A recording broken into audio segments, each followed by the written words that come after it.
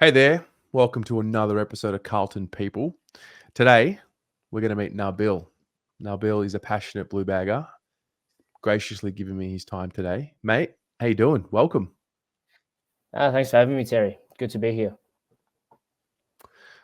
I reckon we just get straight into it, man. Let's start how we always start. I want to know the whole story. How'd you become a Carlton supporter? It's a good question. I remember I remember it very clearly. It was the 2000 Cup Wizard Cup 2005 Wizard Cup Grand Final. We were playing West Coast. Fev was on fire that day, and I remember it was put on the TV. I was watching it with my dad at the time. Watching it with my dad, and Fev was on fire. I'm like, I'm gonna go for this team. I'm gonna pick the blue team. They're doing really well at the time. And then my dad was like, "Yeah, go for West Coast." We won that game, Fev kick 8. He won the best on ground, and I've been a supporter ever since. I didn't know what was ahead. I didn't know the suffering that was yet to come. But you know, I think week in, week out, I had friends and family say, "Why support this? Why do you support this club? They keep losing all the time." I was like, "Nah, I'm sticking fat. I'm not changing. I'm not changing." And then, yeah, so been a long journey, and 3, 4, 5 wooden spoons, or something like, I think 4 wooden spoons since. And fortunately enough, we were able to finish in a prelim this year, which was exciting. So, and that's where it all began. And I remember I sort of joined the journey at the start of some dark times, and I'm glad to have been a part of it. Yeah, wow.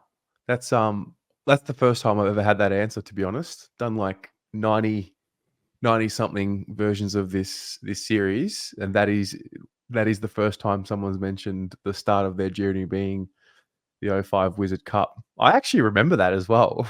that was back in the days when preseason was the best time to be a Carlton supporter. That was our grand final. I mean, that was the grand final. Yeah, it was. It was an exciting time. I recently, I think earlier this year, I purchased a DVD off eBay of that game, just as a reminder of what we went through to where we are now. So, yeah, I remember that game. I've watched it on YouTube a couple of times, just as a reminder as well. So, it was the start of some rough times, but I mean, great memories afterwards and in the seasons after. But I do remember that very, very vividly. Yeah. So how old were you then? I would have been about 9 at the time. Okay. So you didn't have, so your like your parents or your dad, he didn't have a team. Like this was just something you had found yourself. Yeah, this was it. I turned on the TV. Carlton were playing that day, and it was the 2000 Cup Wizard Cup Grand Final, and Carlton were on, and that was it. Well, I didn't have a team before that. Didn't really follow football before that, and that was it. That was the start of my journey, and Yeah, that's cool. loyal as it That's comes really. since. What about the following years after that? Like, do you remember the first game you went to? Any other core memories that come to mind? Yeah, actually, I've got a couple. I remember in the years preceding, especially 2009, 2010, 2011 was when we first started playing finals. And I remember we played our finals both times on a Saturday night, if memory serves me right. And I remember we had a big family function, and I grabbed my dad's keys and I sneak off to the car and put on the radio, leave the function, and just listen to the game in the car. So I do have fond memories of those finals. Although we lost, but I think that it was a massive function that I just left, took my dad's keys out into turned on the old Toyota, and yeah, listening to the game. That was some good memories. I remember the first game I went to was a Carlton Collingwood game, I think in 2006, I think from memory. I couldn't tell you, 2006 to 2007. And my uncle, he got me my first ever Carlton jersey. I still have it here, and I ironed on the number 5 on the back. So some good memories, or some good memories. But now, since then, me and my cousin, my uncle's son, we go to Carlton Collingwood every year. Yeah, that's a special one to go to. I mean, we haven't really watched them beat Collingwood too often in this era, we'll call it. Obviously, we're going to fast forward to 2023 soon, and we finally watch the Blues beat them. But I don't know. There's something about that rivalry that even though we don't feel it like the generation before us, or we don't have the same memories, there's something about it in the air every time. Any players for you early on in the early days? Did you latch on to players, or were you just part of the community? No, I certainly did Fev for a long time. I still have his autograph on my original jersey. Fev for a long time. I remember as well. I think it's one of the quotes that you hear out of Carlton people. Everyone knows where they were when Judd came to Carlton. I remember where I was. I was sitting at my uncle's house, funnily enough, on the couch, and Channel 10 was playing, and it was confirmed, and the news came on, and Judd came to Carlton. So I very much remember where I was. Big fan of Eddie Betts. I've got I don't know if you can see it, or I can show you one of his big memorabilia. So big fan of Eddie Betts growing up as well. But yeah, probably say Fev, Judd, Betts throughout my time. I sort of had one favorite player, and I didn't really deviate from that. There's a lot of footballers I like. I think another core memory is round 5 2010 when we beat Geelong at the MCG, and the Amigos were on fire. It was a great day, and Aaron Joseph tagged out the great Gary Ablett. So I remember that day. I remember watching it on TV, and it's one of those days I vividly remember. Yeah. What do you take away from, I mean, now that we've gone through this version of the rebuild and there's a bit of a come up happening now, what do you take away from what happened prior to the previous rebuild and why maybe that didn't work out? There's probably a lot of people smarter than I am that still trying to figure that out. I couldn't tell you. Now, maybe reviews couldn't tell you. Maybe I thought, every year at first it was like football, it was the players, and it was the coaching, and then it was assistant coaches, and then we started blaming the board, and then we sort of just went up and up. We're looking for someone to blame. So I don't know. Maybe it's the fact that we stuck fat this year, and the club got around everyone and got behind the coach, from board to the fans. Maybe that's what it was. But I don't know. Maybe that could be it. Like, when there was a crisis, we sort of rallied around the coach, which hasn't happened too much in the past. So true. Yeah. Before 23, maybe even before 22, like you'd been a supporter for a while. Was there ever, had you been rusted on to the point where you were never going to turn back, or were there moments there where you thought, maybe this team isn't for me? There was never moments where there wasn't any moments where I was going to turn back. I've sort of always been one team through and through. So I've never had any moment. I think this year, after we played Sydney, was the first time I questioned going for Carlton, in terms of, like, I just lost joy in football. So I don't know what I'm rephrasing. It's just sort of like, I think the Melbourne game was after the Sydney game, if I'm not mistaken, and I just watched the game without any feeling. And then the week after that, I think we played. Couldn't remember who we played, but it might have been Essendon, or I don't know who we played. But again, I just sort of watched without any joy. Even the Gold Coast game, I watched it without any joy. And even when I got up, I was like, cool, let's do it again.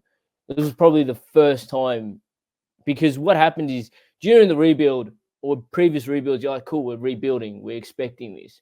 And then we're improving. This year, it just felt like that entire rebuild went to waste. So especially after that Sydney game. Yeah, it's the Sydney game. So it was just sort of like, the joy's gone. But I mean, it was the first time in the 20 odd years I've supported the club that I've sort of felt like, what am I doing? What? But I wouldn't say I've ever not felt, I've never left or wanted to feel like I left. I just lost joy in football. Yeah, I relate. I totally relate. I had moments where I was like what's the end here? Like, where does it go to? Are we watching another failed rebuild? Like, what is it gonna eventuate? And what's all these years of waiting and hard work, what's it all going to come to? It didn't make sense that there was nothing to show for what the last 8 years have been. But listen, they turned it around and we got to see finals football. What did you make of the second half of this year? Yeah, I think I was excited. I was fortunate enough to attend both finals, and I think especially that Melbourne final has probably been like one of my highlights as a football fan. Maybe there's an element of recency bias attached to it, but it's certainly like a top tier memory, that Melbourne game. Yeah. I remember before this year, man, I could probably count on one hand a bunch of games that we used to have as our best memories. Like we talked about Sydney last year as like, that's when we were at our best. This year we added probably 4 or 5 games. You just mentioned the semi. What was your highlight of this year? Like is there a single game that you point to, or is there a patch? The Collingwood game. I think later in the season, I definitely think the Collingwood game was like, oh, we've arrived. We're the real deal. I think leading up to the Collingwood game, it was like, how good are we? We beat Port Adelaide. They had a few players out. I was well into the belief stage at that point. The Gold Coast and Fremantle games were good. And then the Port Adelaide games was, this is interesting.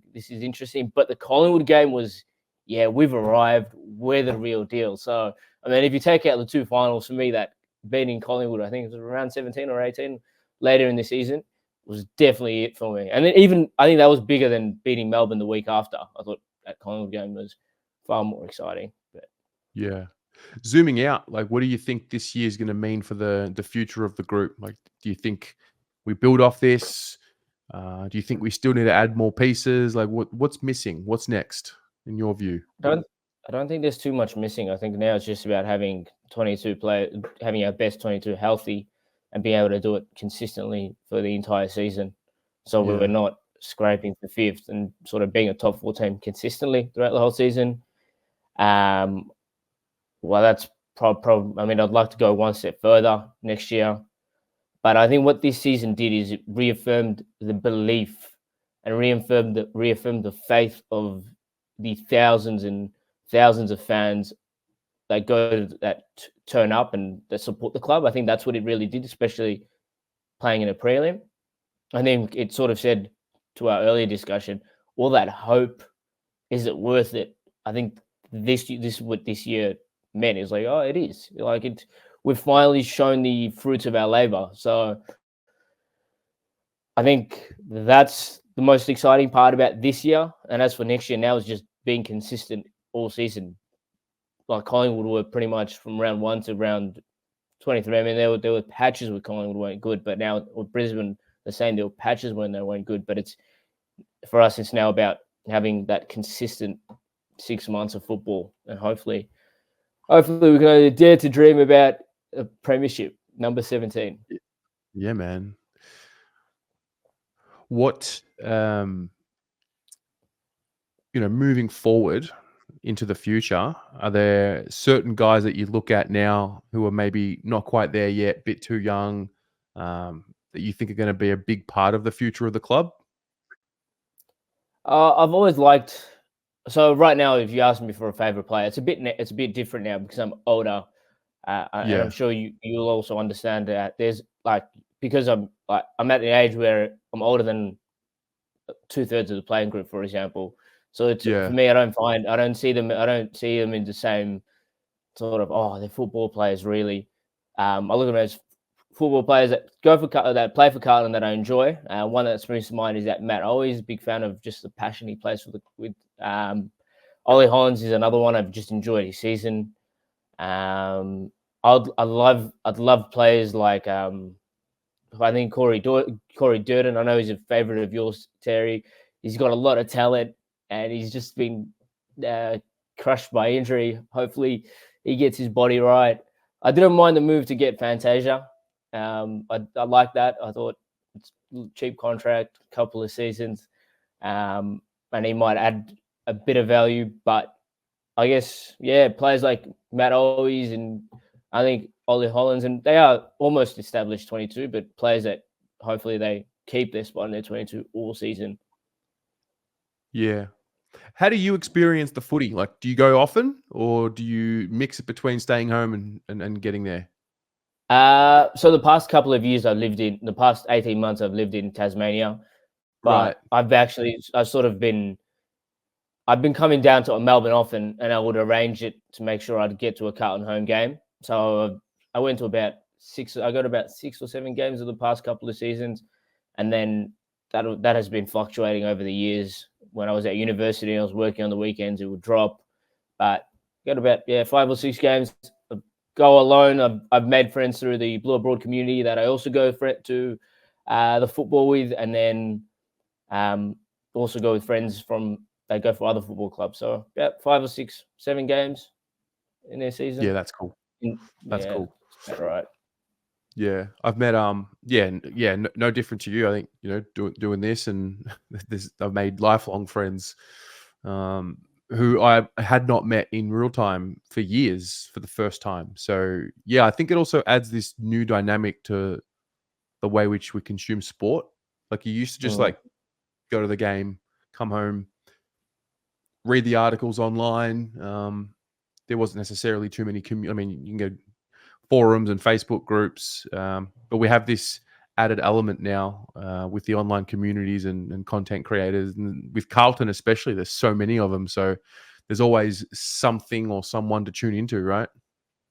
Yeah, I think that's what Blue Abroad's been really good for. I mean, I'll come home after the game, I might read a couple of articles, and then I'll tune into fan cams, and then I think there's usually a debrief. I can't remember the name of the show on the Monday night. The Brothers, I think. Correct me if I'm wrong. The Almost Blue Brothers. Almost Blue Brothers. That's it. Yeah, they do a good show. I think Monday or Tuesday nights.